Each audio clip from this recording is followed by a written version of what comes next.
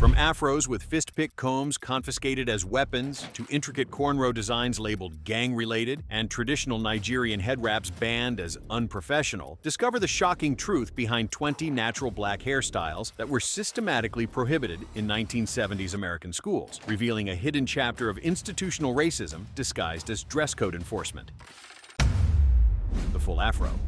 Let's begin with perhaps the most iconic and most targeted hairstyle of the era, the full afro. Picture the beautiful, rounded, voluminous natural hair that became a symbol of black pride and power in the 1970s. This wasn't just a hairstyle, it was a revolutionary statement, a rejection of European beauty standards that had been imposed on black communities for centuries. The afro represented everything that made school administrators in the 1970s uncomfortable. It was unapologetically black, undeniably beautiful, and impossible to ignore. When a black child walked into a classroom wearing a perfectly shaped, picked-out afro, they were making a statement about self-acceptance and cultural pride that many white educators found threatening. Schools across the nation found creative ways to ban this natural hairstyle. At Providence St. Mel School in Chicago, founded in 1969, administrators explicitly banned afros along with other natural hairstyles. The founder, Paul Adams, justified these restrictions by claiming they were necessary to create a professional look that would attract white donors and prove that black students could succeed. But what message were they really sending to these young black minds? That their natural hair was inherently unprofessional? That success required conformity to white standards of beauty? The discrimination wasn't limited to explicit bans. Black students with afros were routinely sent home for having bushy, distracting, or unhygienic hair. These vague terms became weapons of discrimination, allowing schools to maintain plausible deniability while systematically targeting black children. If schools found full afros threatening, you might think that shorter, more modest natural styles would be acceptable. You would be wrong. Even the mini afro, a shorter, rounded natural cut that required minimal maintenance, faced systematic discrimination in American schools during the 1970s. The mini afro.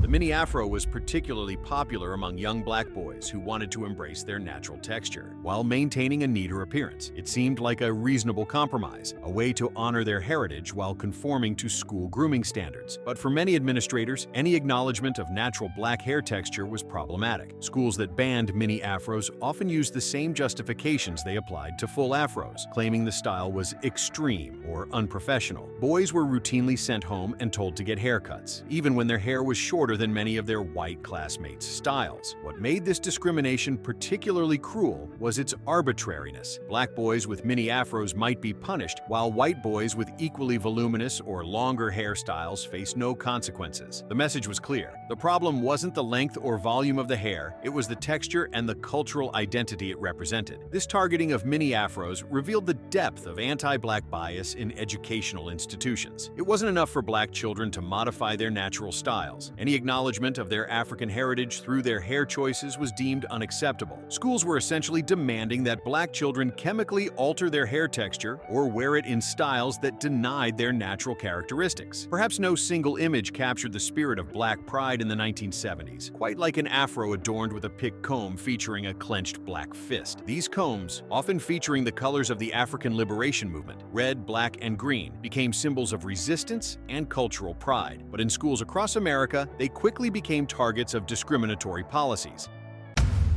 Afro with pick comb. The pick comb itself was a practical tool, necessary for maintaining the shape and volume of natural African textured hair. But when schools saw black students wearing these combs in their hair, they didn't see a practical grooming tool. They saw a threat. School administrators nationwide began confiscating these combs, labeling them as weapons or gang symbols. The criminalization of pick combs represented a particularly insidious form of cultural suppression. Schools were not just banning a hairstyle, they were criminalizing the tools necessary to maintain black hair in its natural state. Imagine the humiliation of having your hair care implements confiscated in front of your peers, of being told that the very tools you needed to groom yourself were somehow dangerous. This policy also revealed the profound ignorance and fear that drove much of the discrimination against black students. Pick combs were specifically designed for African hair texture. They were no more weapons than brushes or combs designed for straight hair. But their association with black pride and cultural identity identity made them threatening to administrators who were uncomfortable with expressions of Black consciousness. The banning of pick combs sent a clear message to Black students. Not only were their natural hairstyles unwelcome, but the very act of maintaining their hair in culturally appropriate ways was suspect. This forced many students to either alter their hair texture through chemical processing or find alternative ways to style their hair that wouldn't require the threatening pick combs. Young Black girls in the 1970s often wore their hair in adorable afro puffs, two high spherical ponytails that showcased their natural hair texture while keeping their hair neat and out of their faces. But school administrators saw something different when they looked at these innocent hairstyles. Afro puffs, two high puffs. Afro puffs were routinely labeled as faddish or not neat, despite being far more contained and organized than many hairstyles worn by white students. The discrimination was so prevalent that it became a common experience for Black families. Little girls sent home from school for wearing a hairstyle that had been lovingly created by their mothers that very morning. The targeting of Afro puffs was particularly cruel because it often affected very young children who had no control over their hairstyles. These were elementary school students whose parents had carefully styled their hair in age-appropriate, practical ways. When schools rejected these styles, they were essentially telling Black families that their cultural practices and aesthetic choices were inherently inappropriate for educational settings. Southern schools were particularly aggressive in policing Afro puffs, viewing them as extensions of the natural hair movement that they found threatening. Black girls were routinely punished for these styles, missing valuable classroom time and receiving the message that their natural beauty was problematic. The psychological impact of this hair discrimination extends far beyond the immediate punishment. Black children who experience hair-related discrimination report lower self-esteem, increased anxiety about their appearance, and complicated relationships with their cultural identity. They learn early that success in American institutions may require them to alter their natural appearance and suppress their cultural expression. What made this discrimination even more painful was the way it targeted children's innocence. These weren't teenagers making political statements. These were young children wearing hairstyles that celebrated their natural beauty and cultural heritage. The systematic rejection of these styles taught Black girls from an early age that their hair, their culture, and by extension, they themselves, were somehow less acceptable than their white peers. If two Afro puffs were problematic, surely one would be more acceptable. Unfortunately, the single Afro puff, where all the hair was gathered into one high, voluminous ponytail, faced the same discriminatory treatment as its double-puffed cousin. Single Afro puff.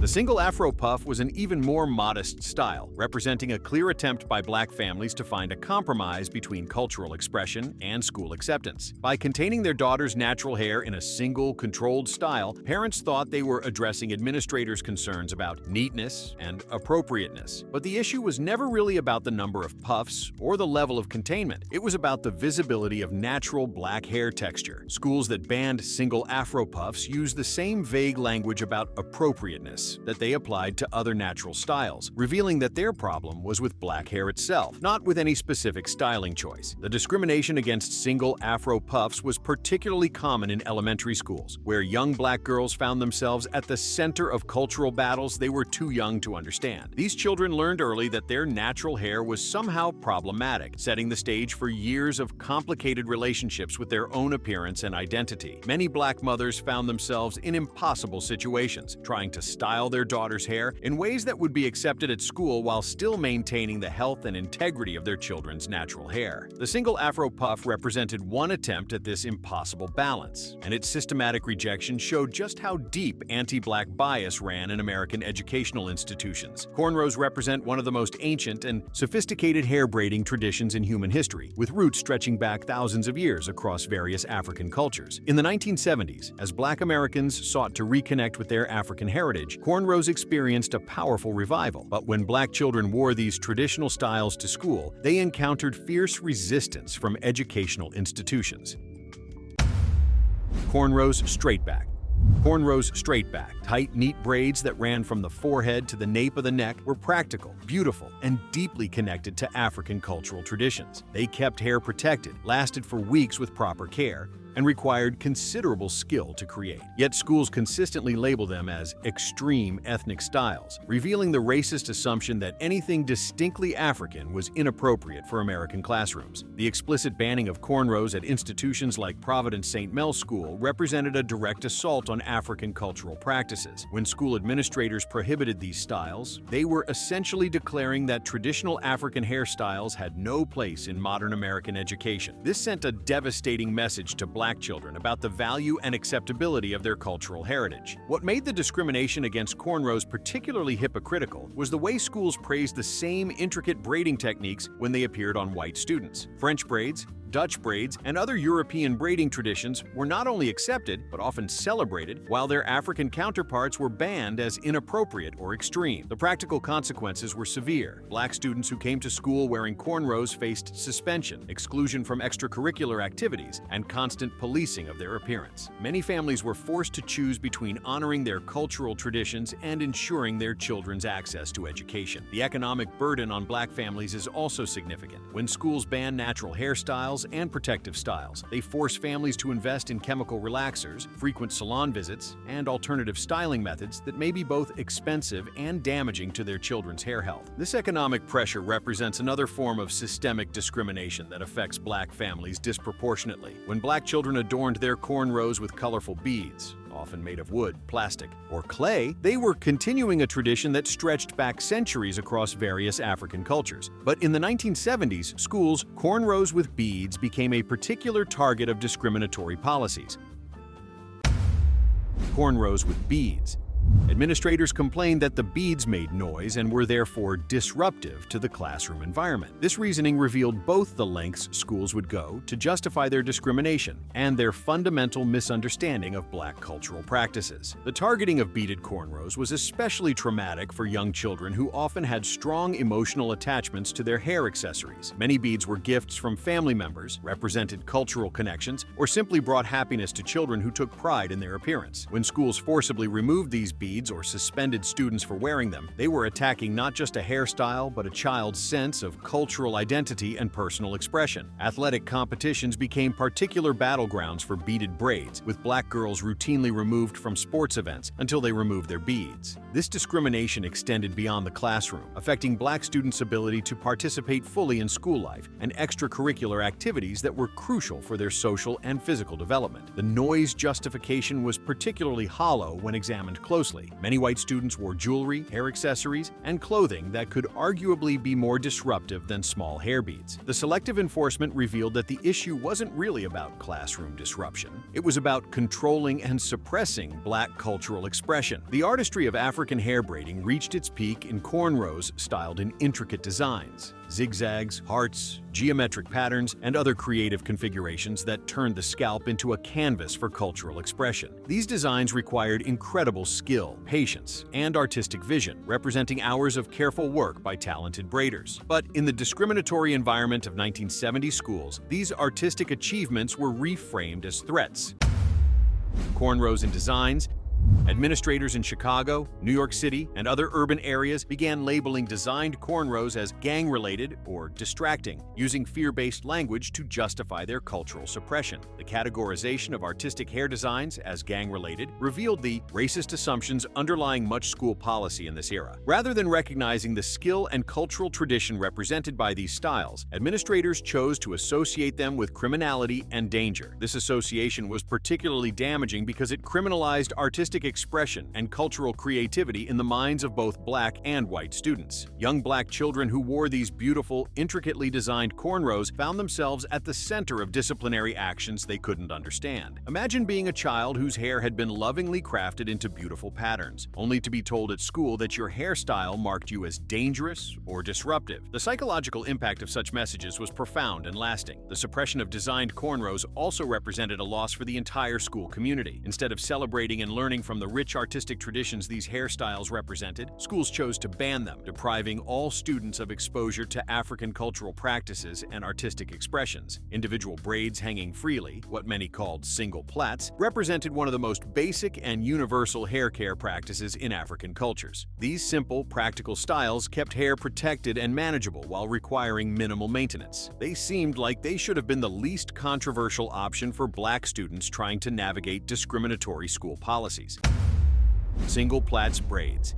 Yet even these basic braids faced systematic discrimination. Schools labeled single plaits as unkempt, revealing their fundamental misunderstanding of Black hair care practices. What appeared unkempt to administrators unfamiliar with African hair textures was actually a carefully maintained protective style that kept hair healthy and strong. The Providence St. Mel School's explicit ban on single braids demonstrated how comprehensive anti-Black hair policies had become. When schools prohibited even the most basic braiding techniques, they were essentially demanding that Black students either chemically alter their hair texture or find ways to style their hair that completely denied its natural characteristics. This discrimination was particularly cruel because single braids were often the go-to style for Black parents trying to keep their children's hair manageable and healthy on busy school mornings. These were practical, loving choices made by families trying to care for their children's hair while meeting their educational obligations. When schools rejected even these modest styling choices, they were attacking fundamental aspects of Black family life and childcare practices. The systematic rejection of single braids also revealed the impossible standards Black families faced. No matter how simple, practical, or modest their hair choices, they could still face discrimination and exclusion from educational opportunities. The box braids that became wildly popular in later decades had their early origins in the 1970s, when Black women and girls began experimenting with thick, square-parted braids that offered both protection and style. These early versions of box braids were revolutionary in their geometric precision and their bold celebration of Black hair's versatility. But schools in the 1970s were not ready to appreciate this innovation. Box braids.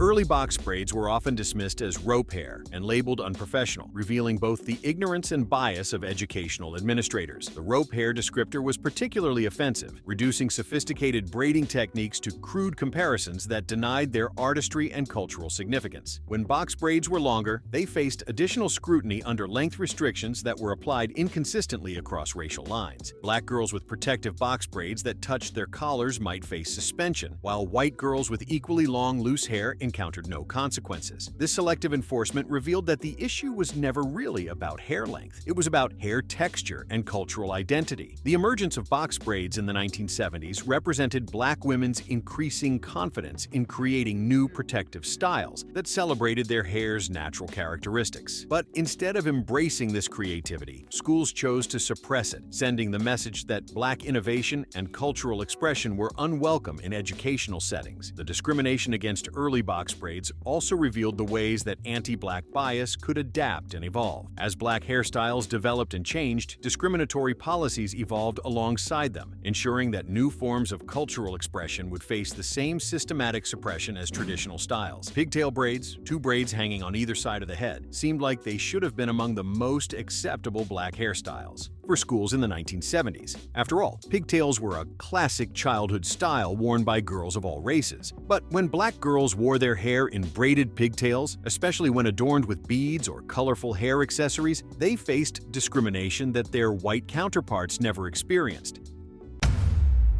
Pigtail braids.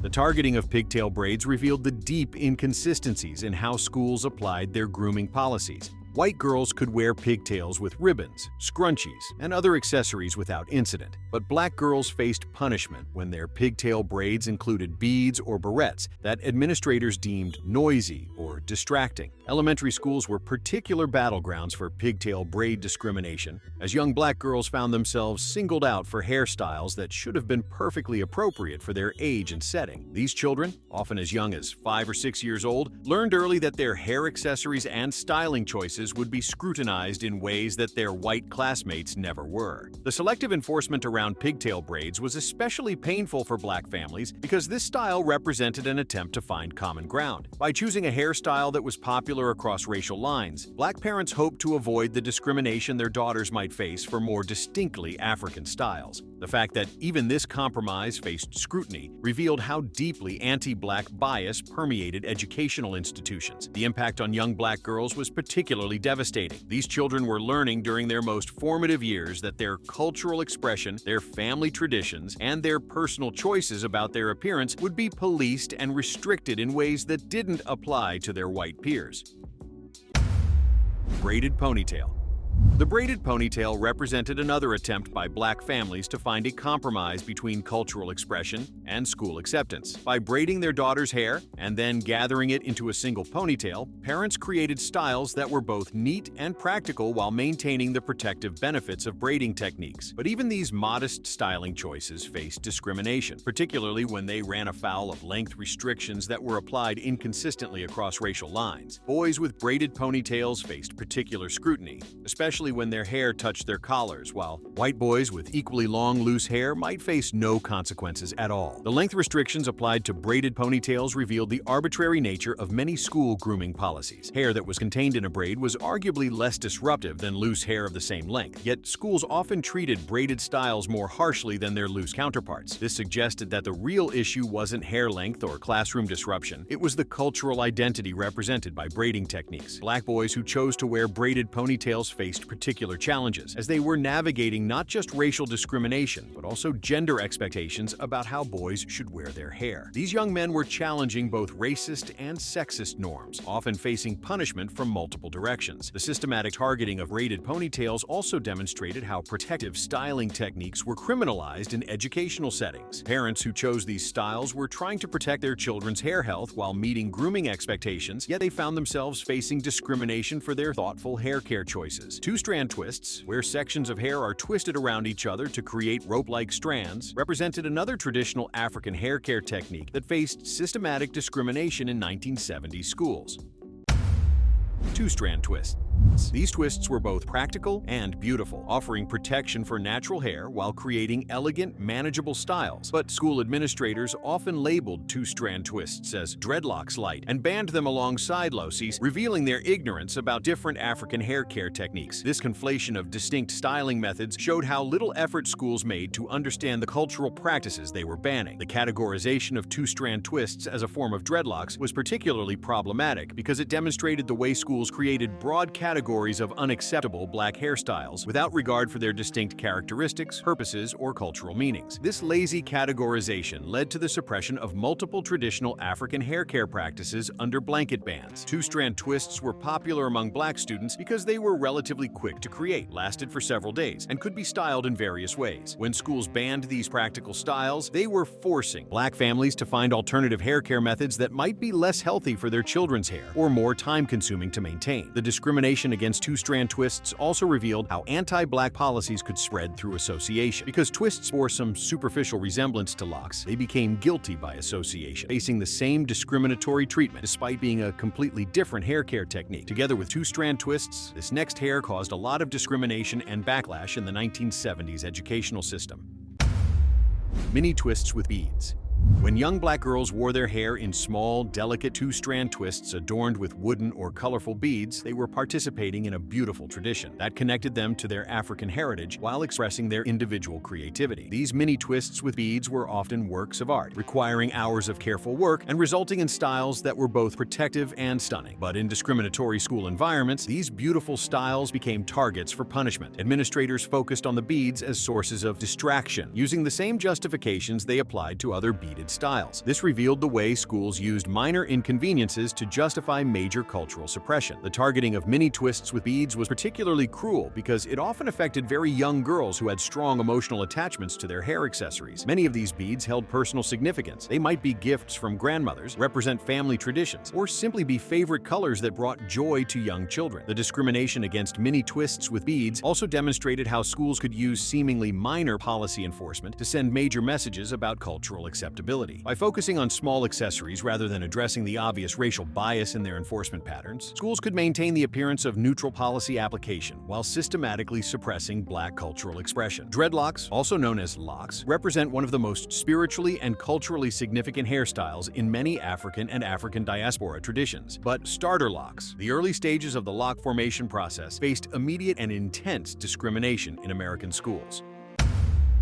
Starter locks, dreadlocks. In the 1970s, as Black Americans increasingly embraced their African heritage and Rastafarian influences gained popularity, locks became powerful symbols of spiritual commitment, cultural pride, and resistance to European beauty standards. Educational institutions labeled them as unhygienic and associated them with negative Rasta stereotypes, revealing both their cultural ignorance and their religious bias. The unhygienic characterization was particularly offensive because it perpetuated harmful stereotypes about both locks and the people who wore them. Locks, when properly maintained, are no less hygienic than any other hairstyle. The systematic promotion of this myth by educational institutions contributed to broader societal misconceptions about Black hair care practices and spiritual traditions. Providence St. Mel School's explicit ban on dreadlocks represented a direct attack on religious and spiritual freedom, as well as cultural expression. For many Black students, choosing to grow locks was a deeply personal spiritual decision connected to their understanding of their African heritage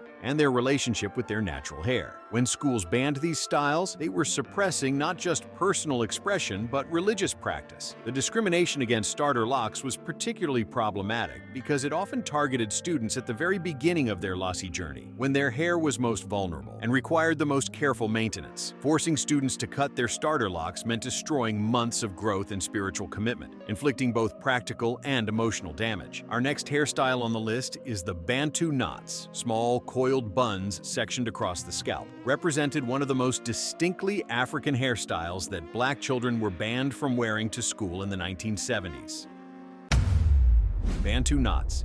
These intricate styles required considerable skill to create and showcase the versatility and beauty of natural African hair textures. They were both practical and stunning, keeping hair protected while creating striking geometric patterns across the scalp. But the very Africanness that made Bantu knots beautiful and culturally significant also made them targets for discrimination in American schools. Administrators labeled them as too African or extreme, revealing the racist assumption that African cultural practices were inherently inappropriate for American educational settings. The too African characterization was particularly revealing because it exposed the underlying belief system driving much of the discrimination against Black hairstyles. When schools explicitly labeled African cultural practices as problematic, they were sending a clear message about the relative value and acceptability of different cultural traditions in American society. Bantu knots faced discrimination not just in the United States but internationally, with British schools also banning these traditional African styles. This international pattern revealed how widespread anti-African bias was in educational institutions across the Western world.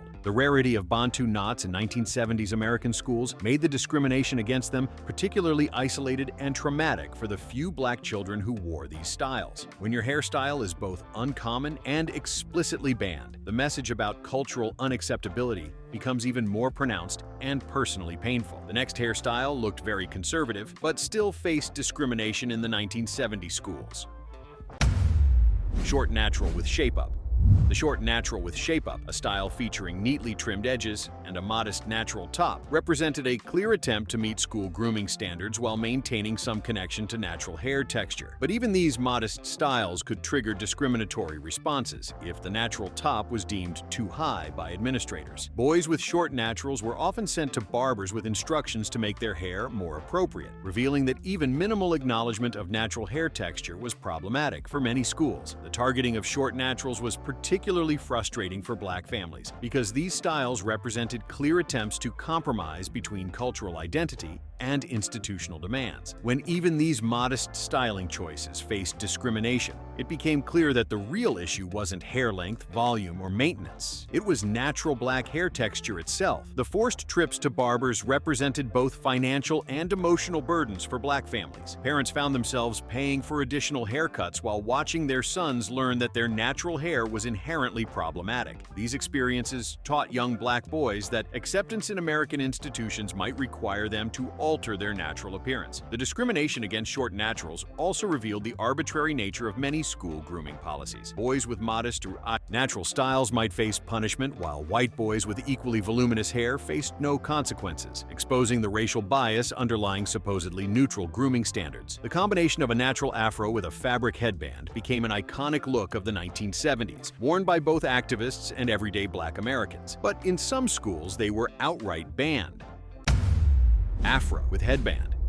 The The headbands served both functional and aesthetic purposes, keeping hair out of faces while adding colorful cultural flair to natural styles. But in discriminatory school environments, even these practical accessories became problematic. Schools in Los Angeles, Chicago, and other major cities began banning headbands, claiming they represented gang colors or inappropriate accessories. This revealed how anti-Black bias could criminalize even the most innocent aspects of Black cultural expression. The gang colors justification was particularly problematic because it criminalized color choices that had deep cultural significance for many Black students. Red, black, and green, the colors of African liberation, were not gang symbols, but representations of cultural pride and African heritage. When schools banned these colors, they were suppressing cultural expression and criminalizing Black identity. The targeting of headbands also demonstrated how comprehensive anti-Black policies could become. It wasn't enough to ban specific hairstyles. Schools also banned the accessories that Black students used to manage and style their natural hair. This systematic approach ensured that Black students would struggle to maintain their natural hair in school-appropriate ways. The discrimination against afros with headbands was particularly painful because it targeted one of the most practical and modest ways to wear natural hair. Black students who were trying to keep their hair neat and manageable found themselves facing punishment for their practical styling choices. Our next hairstyle is the flat twist updos, where hair was twisted flat against the scalp and then pinned into elegant upstyles, represented sophisticated styling techniques that showcased both the versatility of African hair and the skill of Black hair care traditions. Flat twist updo. Flat twist updos were popular for special occasions and formal events, making their prohibition particularly painful for Black students who wanted to look their best for school ceremonies, presentations, or other. When schools banned these formal styles, they were preventing Black students from fully participating in the ceremonial aspects of school life. These styles were often elaborate works of art, requiring considerable time, patience, and expertise to create, but their very sophistication made them targets for discrimination. Schools labeled flat twist updos as too elaborate for educational settings, revealing the way that Black achievement and artistry could be reframed as problematic when it challenged stereotypes about Black capabilities and cultural sophistication. The too elaborate characterization was particularly hypocritical when applied inconsistently across racial lines. White students might wear complex braided updos or intricate formal hairstyles without facing scrutiny, while Black students with equally sophisticated styles faced punishment. This revealed that the issue wasn't really about elaborateness. It was about who was creating and wearing elaborate styles. The discrimination against flat twist updos also represented an attack on Black women's hair care traditions, which had developed sophisticated techniques for creating elegant, professional styles with natural hair texture. When schools rejected these techniques, they were implicitly suggesting that Black hair could not achieve true elegance or professionalism. Perhaps no hairstyle ban was more explicitly cultural than the prohibition of traditional African head wraps, particularly the Nigerian jil. These beautiful, elaborate fabric wraps represented thousands of years of African fashion tradition and held deep cultural and sometimes spiritual significance for the women and girls who wore them. Traditional head wrap gel.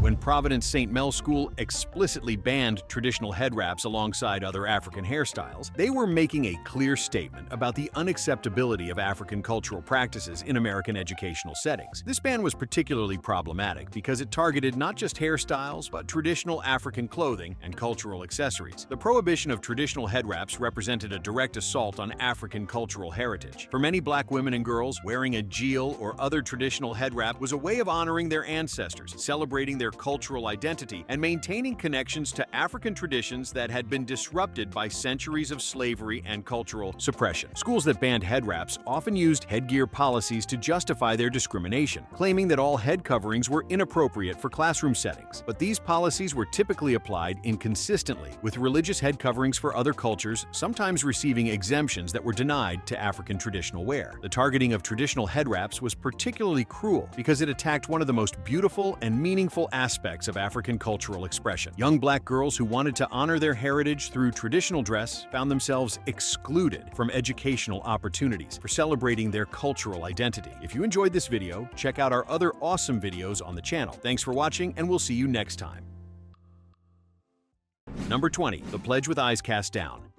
Starting at number 20, we have the Pledge of Allegiance with hand over heart and eyes down. This wasn't just about patriotism. Some principals in segregated schools forced black students to bow their heads during the words "One Nation, Indivisible," specifically to prevent what they called uppity eye contact. The irony cuts deep when you realize these children were pledging allegiance to a nation that refused them basic equality. They recited words about liberty and justice while being denied both. The gesture was meant to instill humility, but what it actually taught was the gap between American ideals and American reality. For students who understood this contradiction, every morning pledge became a moment of profound dissonance. Teachers in these schools walked a tightrope, having to enforce these humiliating practices while trying to nurture their students' sense of dignity. The psychological impact of being told to look down while declaring your allegiance cannot be overstated. It was a daily reminder that even in expressions of national unity, segregation found a way to assert itself.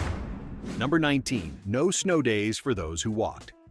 At 19, we have the no excuses for white ice days policy. When winter weather made unpaved back roads impassable, white students received snow days because their buses couldn't run. Black students who lived miles away and walked to school received no such consideration. Missing school because you literally couldn't wade through ice and mud on foot resulted in paddling for truancy. The disparity wasn't subtle. Yellow buses would pass black children struggling through the elements, heading to white schools that would eventually close for the day. Meanwhile, black students were expected to arrive on time or face physical punishment. Parents had to choose between sending children into dangerous conditions or accepting that their child would be beaten at school the next day. The weather didn't discriminate, but the school system's response certainly did. Teachers in black schools often knew the injustice of punishing students for circumstances beyond their control, yet they were pressured to maintain attendance standards that white schools didn't have to meet. The policy reinforced that black children's safety mattered less than enforcing discipline. Number 18. Report cards sent to white bosses. Number 18 brings us to report cards hand-delivered to white employers. In rural areas, school principals didn't just send report cards home with students. They mailed them directly to the farm or mill owner who employed the student's parents. Poor academic performance by a child could result in the entire family losing their income. This wasn't about academic accountability. It was about control extending beyond the schoolhouse into every aspect of black family life. Students carried the weight of their family's survival on their report cards. A bad grade in arithmetic wasn't just about needing extra study. It could mean eviction, hunger, and the loss of whatever precarious stability the family had managed to build. The teachers found themselves in ethical dilemmas, knowing that honest assessment could devastate families. Parents couldn't advocate for their children without risking retaliation from employers who now had academic records as additional leverage. The practice turned teachers into unwitting informants and students into hostages of their own education. Children learned that academic struggle had consequences far beyond the classroom, consequences that could ripple through their entire family structure. Number 17. One cap and gown for everyone.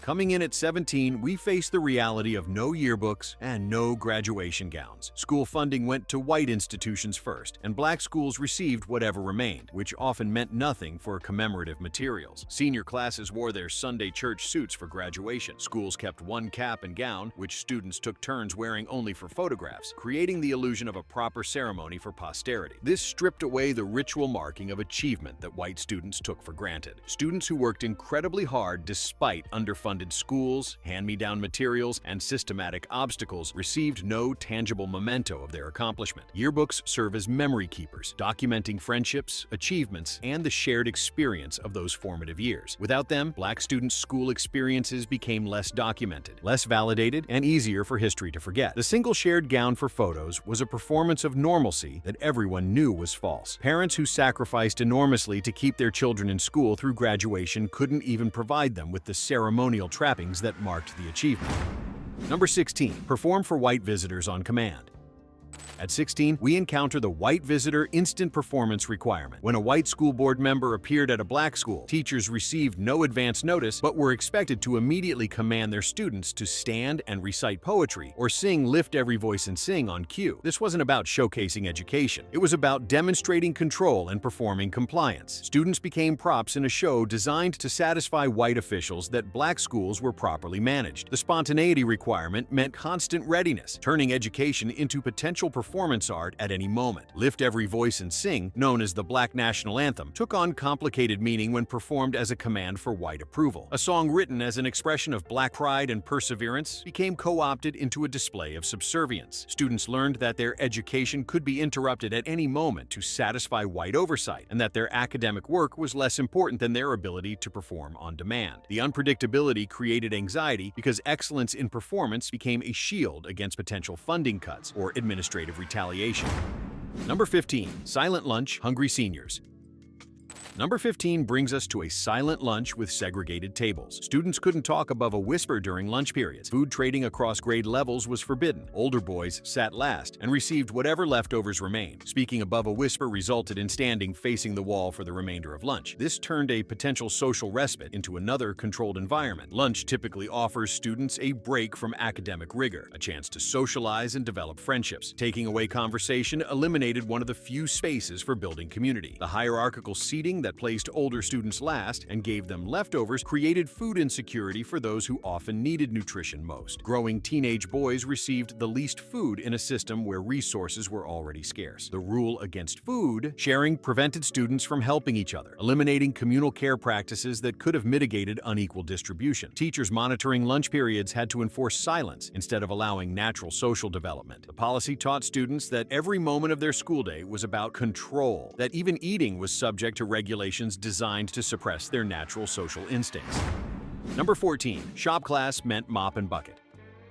At 14, boys faced shop class that functioned as janitorial training. While white boys in vocational programs built birdhouses and learned carpentry, black boys learned to mop, strip wax, and repair broken windows. The curriculum was explicitly designed to prepare them for future employment as maintenance workers and janitors. This wasn't education. It was tracking students into predetermined economic roles based entirely on race. Shop class traditionally taught valuable skills in woodworking, metalwork, and mechanical repair that could lead to skilled trades. Black students were denied access to these skills in favor of learning to service buildings. The message was explicit: your future is cleaning up after others. Students who might have had aptitude for engineering, architecture, or skilled manufacturing never got exposure to those possibilities. The tracking began in middle school, well before students could make informed choices about their own futures. The disparity in shop class curriculum directly translated to lifetime earning potential, as skilled trades paid significantly more than janitorial work. Students learning to repair the school's broken windows were literally maintaining the infrastructure of their own limited opportunities.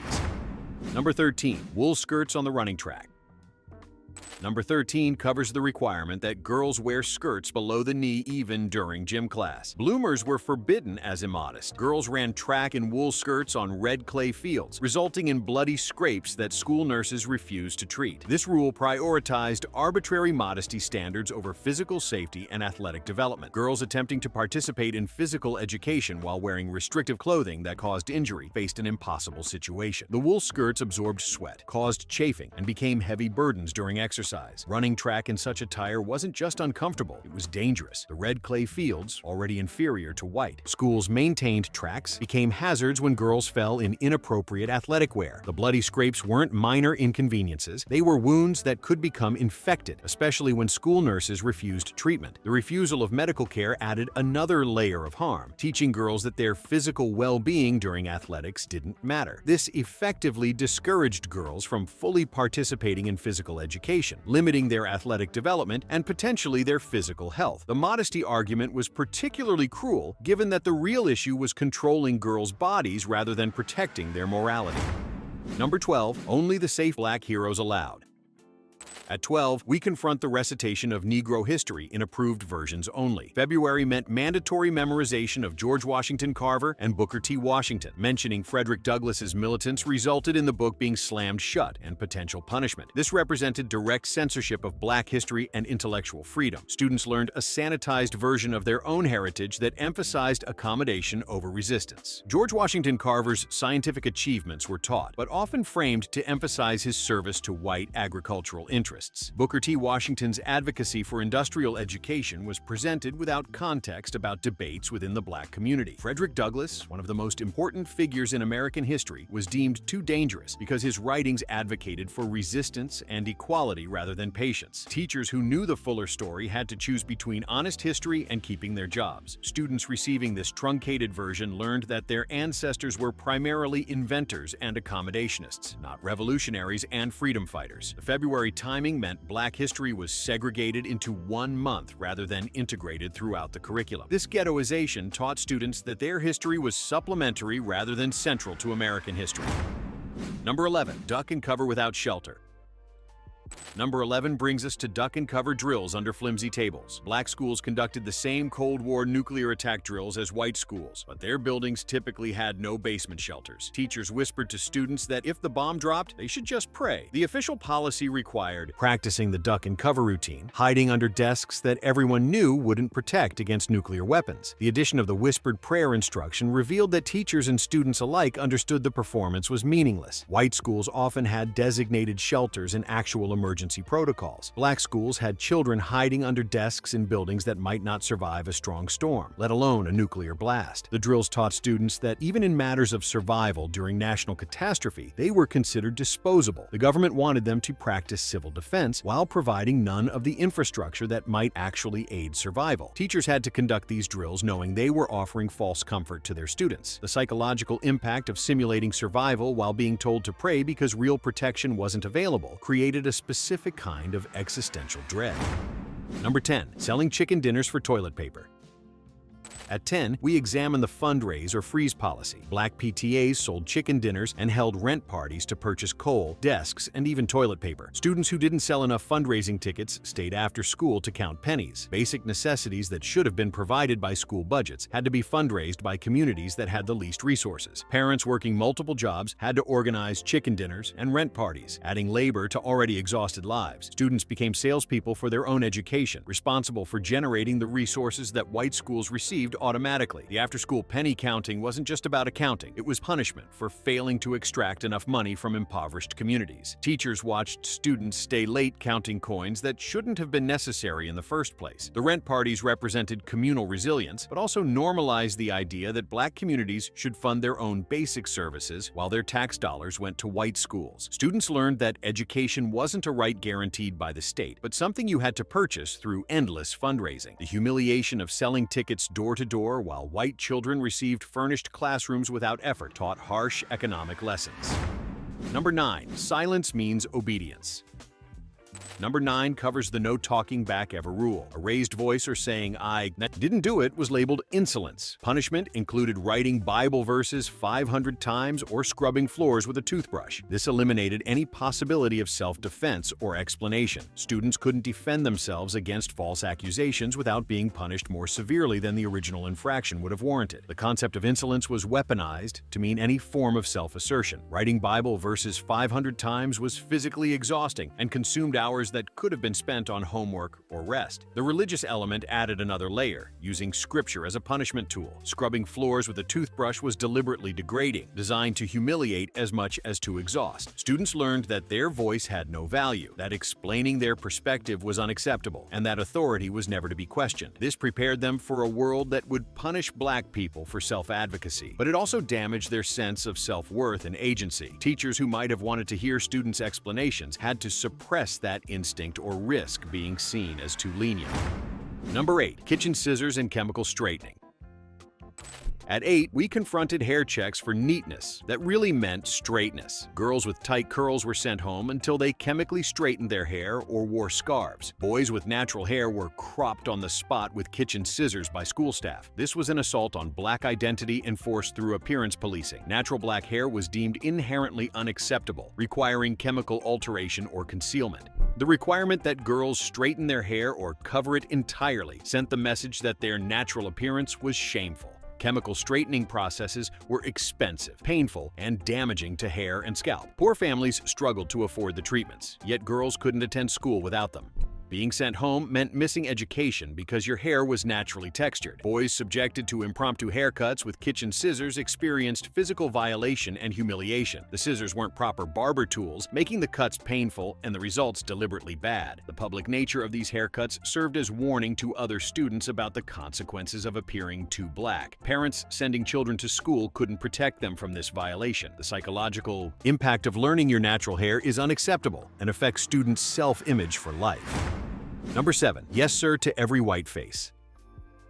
Number 7 brings us to the yes, ma'am, no, sir requirement for any white adult on or off campus. Forgetting the honorific to a passing white teacher, bus driver, or store owner brought immediate punishment at school the next day. This extended school discipline into every interaction in the broader community. Students had no respite from surveillance and no space where they could be children without monitoring. The requirement taught that white adults, regardless of their relationship to the school, held authority over black children everywhere. A slip in the grocery store could result in paddling at school. Store owners, bus drivers, and random white adults could report children for infractions that had nothing to do with education. This created a network of surveillance where every white person was a potential enforcer. Students had to maintain hypervigilance about their speech patterns and manners in all settings, creating chronic stress. Parents couldn't protect their children from punishment based on encounters outside their presence. Teachers became enforcers of community-wide racial etiquette rather than educators. The delayed punishment was particularly cruel because students would go home, not knowing if some interaction during the day would result in beating the following morning.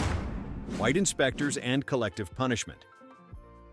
At 6, we face uniform inspections by white superintendents. Once monthly, a white official walked through the line checking hems, shoes, and hair. One loose button or scuffed shoe resulted in the entire class losing recess. This collective punishment for individual infractions created resentment among students while teaching that black children would be held accountable for each other's perceived failures. The monthly inspection created dread as it approached. Parents who were already struggling financially had to ensure uniforms met arbitrary standards, or their child would cause punishment for classmates. The white superintendent walking through represented white authority literally examining black children's bodies and clothing for compliance. Students stood in lines like prisoners being evaluated. The standards for passing inspection were often deliberately unclear or impossible for poor families to meet. A scuffed shoe might be the only pair a child owned. A loose button might be the result of hand-me-downs. Punishing the entire class meant students policed each other, destroying solidarity and creating divisions. Children would blame classmates for lost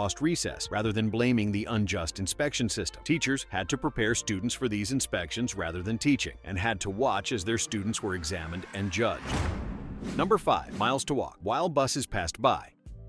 Number 5 covers the requirement to walk to school with no buses. In most counties, yellow school buses served white children only. Black students walked miles in rain, mud, or ice, while buses literally passed them on the road. Being late despite impossible conditions meant straps across the hands. The visual of yellow buses passing children walking in dangerous weather was deliberately cruel. Bus drivers and white students could see black children struggling and did nothing. The distances were often extreme, with students walking 5 or more miles each way. In rural areas, this meant walking along highways without sidewalks or through areas with hostile white residents. The time spent walking reduced time for homework, chores, and sleep. Students waking before dawn to walk miles arrived at school already exhausted. Weather conditions that would close white schools for safety reasons didn't excuse black students. Walking through ice storms or summer heat while watching empty buses pass taught students their safety meant nothing. Parents couldn't drive children to school because they were at work, and many didn't own cars. The punishment for weather-related lateness was especially cruel because students were being beaten for circumstances entirely beyond their control. Number 4. Freezing in coats at your desk. At 4, we examine the no heat after 2 p.m. policy. Many black schools had coal furnaces shut off early to save money. Students sat in coats shivering while white schools remained warm. Complaining resulted in paddling. This was deliberate discomfort imposed to cut costs on black education. The afternoon shutoff meant students trying to learn were physically uncomfortable and cold. Winter months made this unbearable, with temperatures inside buildings dropping to match outside conditions. Students couldn't concentrate on lessons while shivering. The requirement to wear coats inside demonstrated the conditions were acknowledged but not addressed. Teachers also taught in cold classrooms, unable to maintain optimal learning environments. The paddling for complaints meant students couldn't advocate for their own basic comfort. Parents sending children in coats knew the buildings wouldn't be heated, but had no recourse. The message was that black children's comfort and ability to learn were less important than minimal cost savings. The disparity with white schools that remained heated throughout the day was obvious to everyone. Students knew white children learned in warmth while they froze. The physical discomfort affected learning outcomes, as cold students couldn't focus on academics. Number 3. Torn pages and racist scrawls. Number 3 brings us to hand-me-down books only. Textbooks arrived at black schools only after white schools discarded them. Pages were missing, covers torn, and racial slurs were scribbled inside. Writing your name in what the school considered a new book could be punished as vandalism. This systematically disadvantaged black students' education while using materials deemed unfit for white children. Missing pages meant missing information, creating literal gaps in what students could learn. Math books without answer keys, history books without maps, science texts without diagrams became standard. Teachers had to work around missing content, supplementing with handwritten materials or verbal instruction. The racial slurs in used books subjected students to white students' hatred every time they opened a text. Reading hateful words scrawled in your textbook was a daily reminder of contempt. Teachers couldn't afford to be selective about damaged books because there weren't alternatives. Students learned that their education was literally secondhand, that knowledge itself was something white children used first and black children received as refuse. The vandalism punishment for writing your name created absurdity, where students couldn't mark books they would use all year. The compounding effect over years meant students always working with outdated, incomplete information. Number 2. Dream only this small.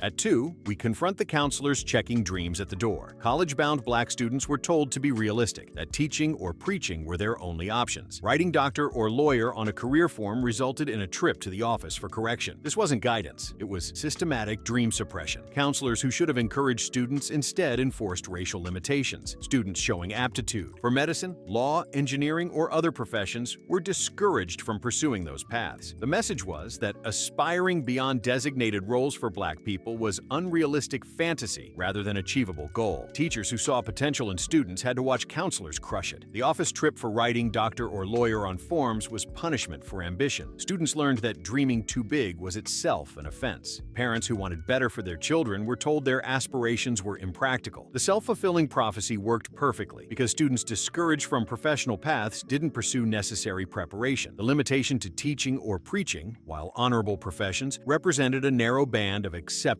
achievement. Students who might have become surgeons became teachers, not because of lack of ability, but because of systematic discouragement. The lost potential was staggering when multiplied across thousands of students yearly. Number 1. Colored entrance, colored everything.